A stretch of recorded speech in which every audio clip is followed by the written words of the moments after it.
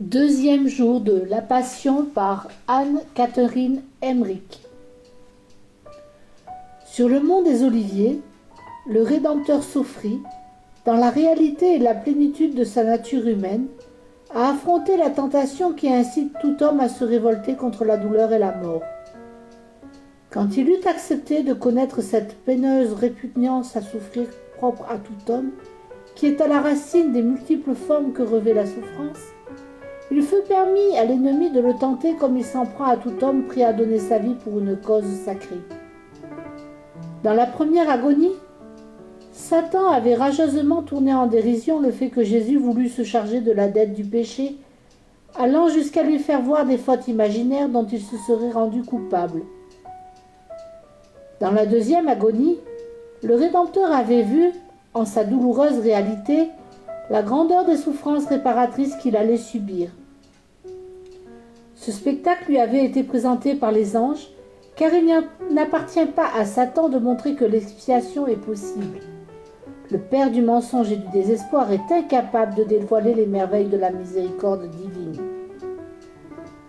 Lorsque Jésus eut surmonté victorieusement toutes ses luttes, en s'en remettant à la volonté de son Père du ciel, un nouveau cercle de fantasmes des plus effrayants surgit devant son âme, et la question se posa à lui comme elle se présente angoissante à tout homme prêt d'accomplir un acte de dévouement radical. À quoi cela servira-t-il? Quel bien en résultera? Et les affligeantes perspectives d'un avenir marqué des plus grandes douleurs meurtrirent son cœur aimant. Autrefois, Dieu plongea le premier Adam dans le sommeil. Il ouvrit son flanc et en retira une côte dont il façonna Ève, la femme, la mère des vivants.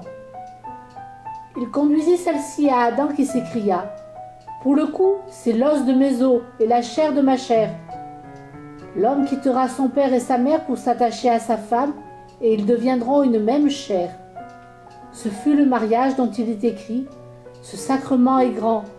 Il est grand dans le Christ et son Église. » En effet, le Christ, nouvel Adam, voulut que le sommeil de la mort appesantît ses yeux quand il serait en croix, et que son côté fût ouvert d'où naîtrait la nouvelle Ève, son épouse virginale, l'Église qui est la mère de tous les vivants.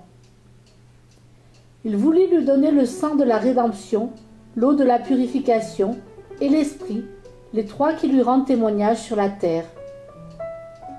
Il voulut lui confier le trésor des sacrements pour l'emparer comme une épouse pure, immaculée et sainte. Il voulut en être le chef, afin que tous nous fussions ses membres soumis à la tête, la chair de sa chair et l'os de ses os. En se faisant chair, prenant notre humanité, il avait accepté de mourir pour nous et, quittant son père et sa mère, de ne s'attacher plus qu'à son épouse, l'Église. Il ne fait avec elle plus qu'une même chair en la nourrissant du sacrement très saint de l'autel dans lequel il nous unit à lui. Il a voulu ainsi demeurer avec son épouse sur la terre jusqu'à ce que nous soyons tous réunis en lui dans le ciel, et il a dit « Les portes de l'enfer ne tiendront pas contre elle. » Voulant nous donner un gage de son amour infini, le Seigneur s'était fait homme, devenant ainsi le frère des pécheurs, afin de prendre sur lui la dette de toutes leurs fautes.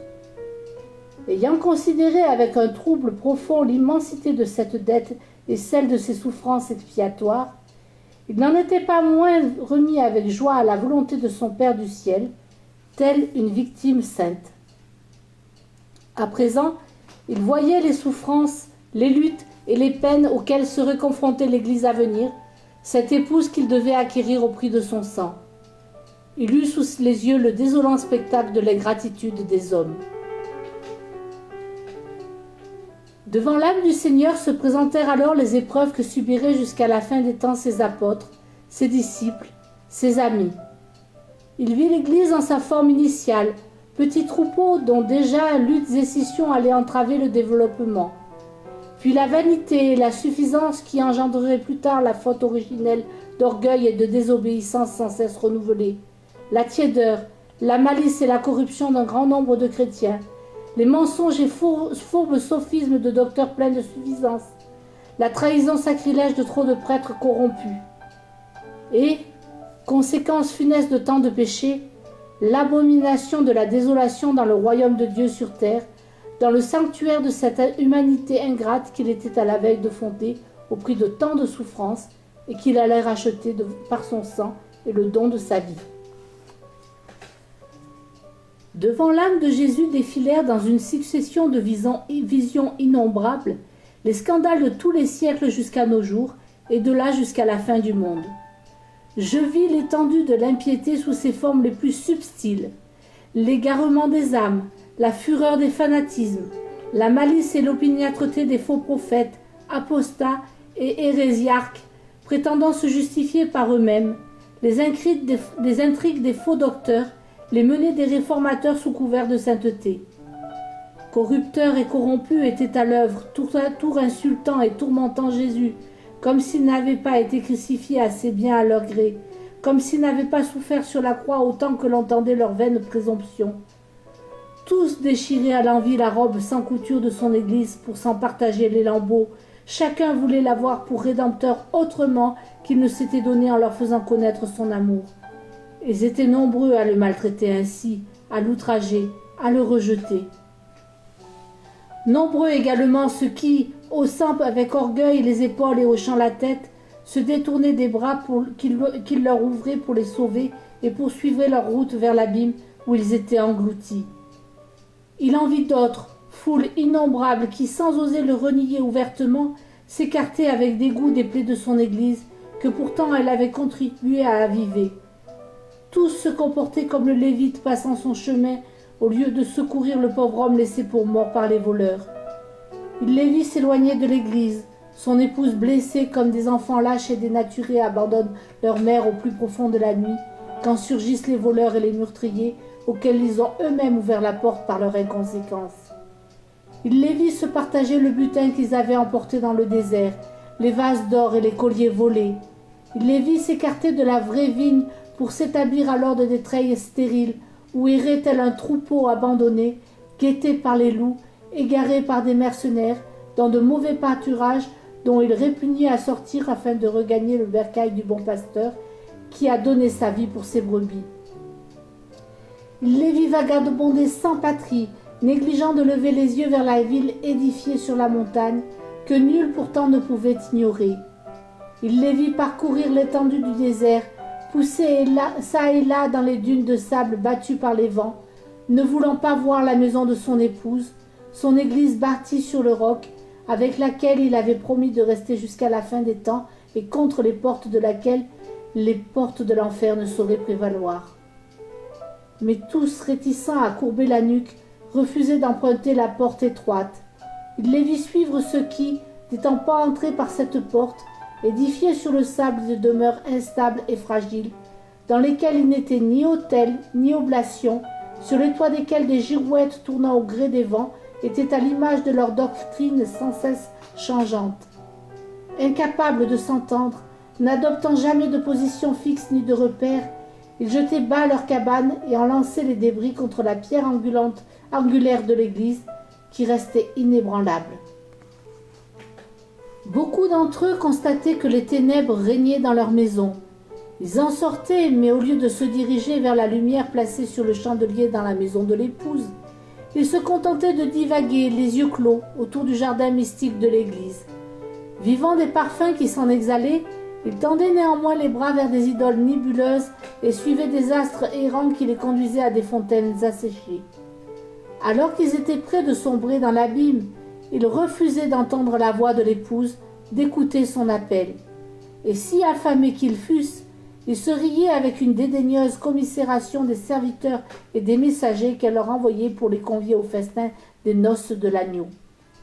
Pourtant, ivres d'eux-mêmes, ils n'avaient ni froment pour rassasier leur faim, ni vin pour étacher leur soif, mais ils ne voulaient pas pénétrer dans le jardin, de crainte de se blesser aux épines de la haie qui l'entoure. Aveuglés par leur propre lumière, ils prétendaient que l'Église du Verbe incarné était invisible. Jésus les vit et il pleura sur eux. Il voulut souffrir pour tous ceux qui, ne le reconnaissant pas dans l'épouse à laquelle il s'est donné lui-même en instituant l'Eucharistie, refusent de porter le croix à sa suite. pour tous ceux qui se gardent d'entrer dans la ville édifiée à la vue de tous au sommet de la montagne, dans l'église bâtie sur le roc et contre les portes de laquelle l'enfer ne saurait prévaloir. Ces tableaux innombrables, illustrant l'ingratitude des hommes et l'abus qu'ils feraient de la mort salvatrice de mon céleste fiancé, plongeaient son âme dans l'affliction. Ces images tantôt se succédaient rapidement, se diversifiant à l'infini, tantôt se répétaient, lancinantes, douloureuses. J'y vis Satan lui arracher une multitude d'hommes rachetés par son sang, et même marqués de l'onction sacerdotale, et comment il les étranglait sous ses yeux. Et Jésus dut considérer avec une amère douleur le peu de reconnaissance que lui témoigneraient les chrétiens, la corruption à laquelle ils s'abandonneraient depuis les premiers temps de l'Église, puis ensuite et jusqu'à nos jours et dans l'avenir. Toutes ces apparitions, durant lesquelles la voix du tentateur ne cessait de siffler, c'est pour de pareils ingrats que tu veux souffrir? Charrier tant d'abominations, s'accompagner de tant de sarcasmes et fonder sur Jésus avec une telle impétuosité que sa nature humaine en fut broyée comme par une angoisse indicible. Le Christ, le Fils de l'homme, luttait. Il se tordait les mains. Agenouillé, il chancelait, jeté d'un côté et de l'autre. Sa volonté humaine livrait un si terrible combat contre sa répugnance à endurer de tels tourments pour l'humanité ingrate que sa sueur coulait dans grosses gouttes de sang jusqu'à terre. Dans sa déréliction, il jetait autour de lui des regards angoissés, comme s'il cherchait quelque secours, et il semblait prendre à témoin de ses souffrances le ciel et la terre et les étoiles du firmament. Je crois même l'avoir entendu soupirer. Est-il possible de supporter une telle ingratitude? Rendez témoignage à ma détresse. Ce fut alors comme si, d'un mouvement rapide, les étoiles et la lune s'abaissaient vers la terre. À l'instant, la nuit se fit plus claire, et regardant alors la lune, ce que je n'avais pas fait jusque-là, je la vis tout à coup autre qu'à l'ordinaire. Elle n'était pas tout à fait en son plein, mais me parut plus grande que d'habitude. Je vis en son milieu une tache sombre, tel un disque placé devant elle, et au milieu de ce disque, une ouverture par laquelle des raies de lumière se déversaient du côté où l'astre n'était pas encore plein. La tache sombre était comme une montagne, un halo irisé comme l'arc-en-ciel entourait la lune. Du fond de sa détresse, Jésus ne put retenir quelques plaintes qui déchirèrent le silence de la nuit. Les trois apôtres, réveillés en sursaut, levèrent les mains dans un geste d'effroi, puis ils tendirent l'oreille. Prêts à le rejoindre, Jacques et Jean furent retenus par Pierre. « Restez ici, j'y vais. » Et je le vis partir en courant et entrer dans la grotte. « Maître, que t'arrive-t-il » Mais à la vue de Jésus prostré et couvert de sang, il s'arrêta tout tremblant. Comme Jésus ne lui répondait pas, ni même ne semblait le voir, il revint vers les deux autres. Il leur dit que le Seigneur ne lui avait pas répondu, qu'il ne faisait que gémir et soupirer. Leur douleur s'accrut. Ils se voilèrent la tête, s'assirent et se mirent à prier en pleurant. Je me tournai de nouveau vers mon céleste fiancé en son agonie. Les hideuses images de l'ingratitude et des excès des hommes à venir, dont il prenait sur lui la dette envers la justice divine, déferlaient sur lui dans un redoublement de fureur et de violence. Et il continuait de lutter contre la répulsion qu'éprouve la nature humaine à la perspective de la souffrance. Plus d'une fois, je l'entendis s'écrier « Père, est-il possible de payer pour tous? Mon Père, si cette coupe ne peut passer sans que je la boive, que ta volonté soit faite. » Au milieu de tant d'images des crimes que, dans son indignité, l'homme commet en abusant de la miséricorde divine, je voyais Satan se mouvoir. Il revêtait diverses formes des plus hideuses, suivant les péchés qu'il évoquait. C'était tantôt un grand homme noir, tantôt un tigre, un renard, un loup, ou bien il apparaissait comme un dragon ou un serpent. Ce n'était pas à vrai dire la forme même de ces animaux, mais le trait saillant de chacun d'eux, combiné avec d'autres formes horribles. Il n'y avait là rien de semblable à une créature réelle. C'était autant d'images symboliques de destruction, d'abomination, de discorde, de contradiction, autant de représentations du péché et du démon. Et Jésus voyait ces figures démoniaques séduire et entraîner dans des chemins de traverse d'immenses foules d'hommes pour qui il venait d'entrer dans la voie douloureuse qui le mènerait à la croix. Il voyait ces fantasmes diaboliques les étrangler et les déchirer, alors qu'il allait subir la mort la plus atroce pour les soustraire au pouvoir de Satan. Au début, le serpent n'apparut que rarement. Ensuite, il se montra souvent. Sa taille était démesurée et il portait une couronne sur la tête. Il s'élançait avec fureur, entraînant à sa suite des hordes d'hommes de tous les pays et de tous les temps qu'il menait à l'assaut. Armés de toutes sortes d'instruments de destruction, ces derniers ne cessaient de se combattre les uns les autres que pour se précipiter contre Jésus avec une rage inouïe. C'était un spectacle épouvantable. L'accablant d'insultes et d'outrages, ils le frappaient, le perçaient, le déchiraient. Tout était bon pour assouvir leur haine aveugle. Leurs armes, leurs glaives et leurs épieux s'élevaient et s'abaissaient sans cesse, comme des fléaux d'une immense foule de batteurs sur l'air. Ils déployaient leur férocité contre le grain de blé céleste, tombé sur la terre pour y être enfoui dans la mort et nourrir tous les hommes du pain de la vie éternelle. Jeté au milieu de ces cohortes de forcenés, composées pour partie d'aveugles, Jésus était ébranlé comme s'il avait réellement subi leurs coups. Ballotté d'un côté et de l'autre, il tombait, cherchait à se relever, et le serpent, s'agitant au sein de ses armées qu'il rameutait sans cesse contre lui, balayait tout de sa queue, il étouffait, déchirait, engloutissait tous ceux qu'elle frappait et renversait. Il me fut révélé que cette foule innombrable d'ennemis du Sauveur formait la multitude de ceux qui, d'une façon ou d'une autre, l'outragent dans le très saint sacrement où il est réellement présent sous les espèces du pain et du vin, dans sa divinité et son humanité, son corps et son âme, sa chair et son sang. Je reconnus parmi eux les profanateurs de la très sainte Eucharistie, gage vivant de la présence pérenne du Christ au milieu de son Église. Je dénombrai avec horreur cette somme d'outrages depuis la négligence, l'irrévérence, l'abandon, jusqu'au mépris, jusqu'à l'abus et aux sacrilèges les plus odieux. Depuis l'égarement de ceux qui adorent les idoles de ce monde et se complaisent dans les ténèbres de la fausse science, jusqu'à glisser dans l'erreur, puis basculer dans l'infidélité et l'incrédulité qui engendrent la haine et suscitent les persécutions. Parmi ces ennemis du Sauveur, je remarquai toutes sortes de personnes, et même des enfants, aveugles, paralytiques, sourdes, muettes. Aveugles qui ne veulent point voir la vérité, paralytiques que leur paresse empêche de la suivre, sourds insensibles à son appel, à ses avertissements, à ses plaintes, muets qui se refusent à combattre pour elle avec le glaive de la parole. Je vis des enfants marcher dans les pas de parents égarés, de maîtres mondains et oubliés de Dieu. Nourris des plaisirs de la terre, enivrés d'une vaine sagesse, ils se sont dégoûtés des choses de Dieu, ou bien ont grandi loin d'elles, jusqu'à s'en détourner de façon irrémédiable.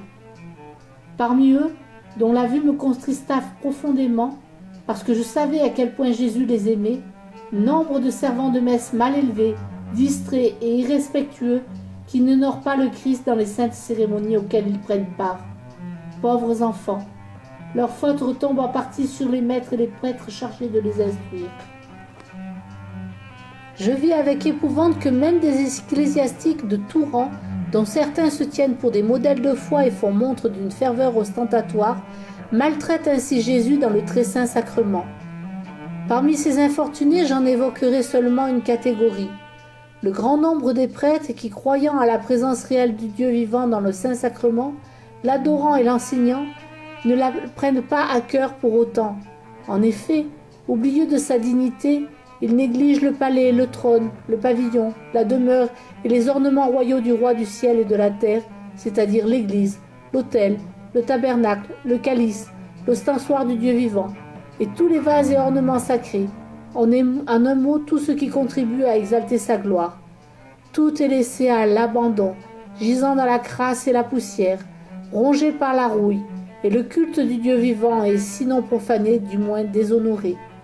La cause n'en est pas quelque pauvreté réelle, qui pour partie excuserait ses manquements, mais une indifférence coupable, la paresse, la routine, l'attachement aux vanités de ce monde, quand ce n'est pas la seule recherche de soi et la mort de l'âme. Car même dans des églises opulentes, ou du moins aisées, j'ai constaté de semblables négligences. Oh oui, J'en ai vu beaucoup où un luxe équivoque et de mauvais goût a remplacé les ornements précieux les plus magnifiques, légués par un âge de foi, comme pour couvrir d'un fard éclatant et cacher sous des apparences trompeuses la malpropreté, le laisser-aller et les dégâts. Ce que les riches font par vaine ostentation, les pauvres limitent bientôt sottement par manque de simplicité. Je ne pus m'empêcher alors de penser à la pauvre église de notre couvent, où, à mon grand regret, on avait recouvert le vieil et bel autel de pierre sculpté artistement d'une lourde construction de bois enduit d'un barbouillage limitant le marbre. Je vis toutes ces offenses au Saint-Sacrement perpétrées tant et plus par un grand nombre de ministres du culte, à qui fait défaut la vertu de tempérance et qui ne pensent pas même à partager ce qu'ils ont avec leur Rédempteur présent dans le tabernacle, qui pourtant s'est livré à la mort pour eux et qui pour eux s'est offert à rester à jamais présent au Saint-Sacrement. Même chez les pauvres, tout est plus décent dans leur chaumière qu'autour du Maître du ciel et de la terre en ses églises. Comme cette attitude inhospitalière peine le Seigneur. Il n'est nul besoin de richesse pour recevoir décemment celui qui a promis le centuple pour un verre d'eau fraîche donné en son nom à celui qui a soif. Et lui, qui a tant soif de nous, n'a-t-il pas lieu de se plaindre quand le verre est sale et l'eau saumâtre? J'ai vu qu'à cause de telles négligences, les faibles sont scandalisés, et le Saint-Sacrement profané, les églises désertées, les prêtres méprisés, et que bien vite, la tiédeur et l'impureté gagnent jusqu'aux âmes des fidèles. Ils ne tiennent pas plus propre le tabernacle de leur cœur pour y accueillir le Dieu vivant qu'ils ne prennent soin de son sanctuaire. Mais pour plaire aux princes et aux grands de ce monde, pour satisfaire leurs ambitions et peut-être leurs coupables désirs, ces ecclésiastiques se font vils adulateurs et s'empressent avec une activité sans pareille, tandis qu'ils laissent le roi du ciel et de la terre coucher devant la porte, tel le pauvre Lazare. Ils mendient en vain les miettes de leur amour. Il n'a rien d'autre que ces plaies que nous lui avons causées, qui sont l'œuvre de nos péchés, et que viennent lécher les chiens, ces pécheurs qui toujours retombent dans leurs fautes, comme les chiens reviennent sans cesse à leur vomissement.